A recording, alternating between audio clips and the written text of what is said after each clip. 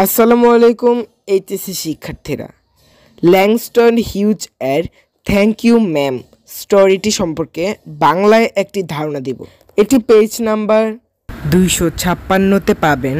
Reading for pleasure এর দ্বিতীয় story এটি। ল্যাংস্টন হিউজের ছোট গল্প থ্যাংক ইউ ম্যাম গল্পটি 1950-এর দশকের সময়কে চিত্রিত করে। সেই সময়ে অপরাধের জন্য কঠোর শাস্তির ওপর জোর দিত। এই গল্পের প্রধান দুটি চরিত্র মিসেস জোন্স এবং রজার।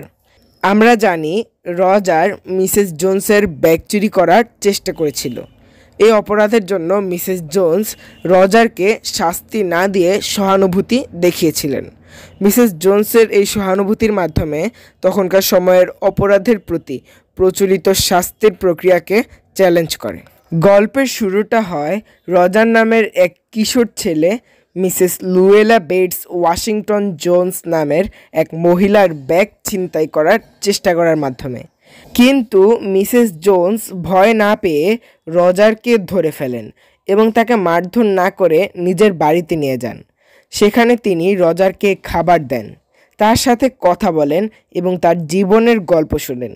মিসেস জোন্স বুঝতে পারেন যে রজার খুব গরিব এবং তার জীবনে কেউ তাকে ভালোবাসে না বা যত্ন নেয় না।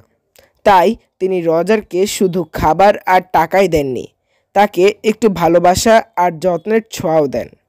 এই ঘটনাটা রজারের জীবনে একটি বড় পরিবর্তন আনে। সে বুঝতে পারে যে খারাপ কাজ করে নয়, বরং ভালো মানুষ হয়েও ভালোবাসা আর সম্মান পাওয়া যায়। এই ছিল আমাদের স্টোরিটির মূল কথা। থ্যাংক ইউ ম্যাম গল্পটি মূলত সহানুভূতি, দয়া এবং ক্ষমার শক্তির ওপর জোর দেয়।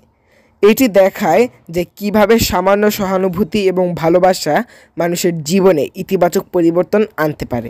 গল্পে মিসেস জোন্স রজারকে ক্ষমা করে দেন এবং তাকে সঠিক পথ দেখান। আশা রাখি স্টোরিটি সম্পর্কে সুন্দর একটা ধারণা পেয়েছেন। পরে সময় পেলে অবশ্যই পুরো স্টোরিটি লাইন বাই লাইন বুঝিয়ে দিব। ভালো থাকবেন সবাই। আল্লাহ হাফেজ।